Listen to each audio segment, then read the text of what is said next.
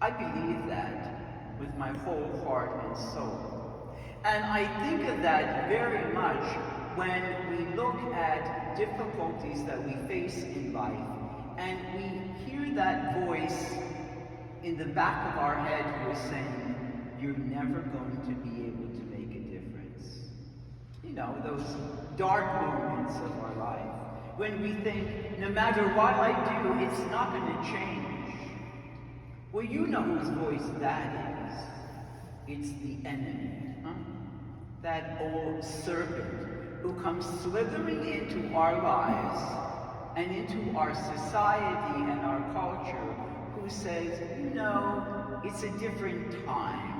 You got to look at things in a different way. And, you know, what you're going to do isn't going to make a difference anyway.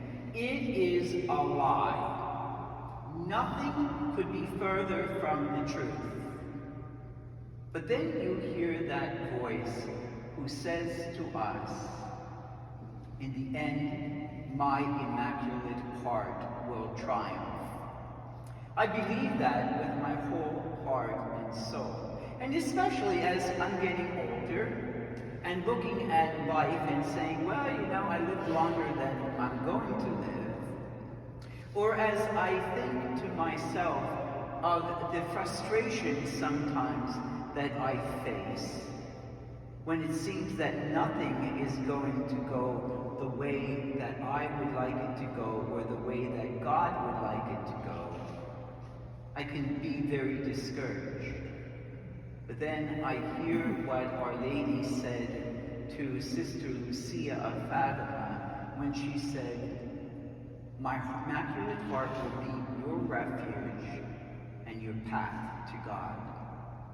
Dear friends, we must believe that with our whole heart and soul. As we look around at our culture, which is disintegrating underneath our feet, when there is so much confusion about who we are as men and women, as we are told that, you know, you can decide whatever gender you want to be, or in a world where marriage seems to be a thing of the past, or when we are convinced or are trying to be convinced by people in our society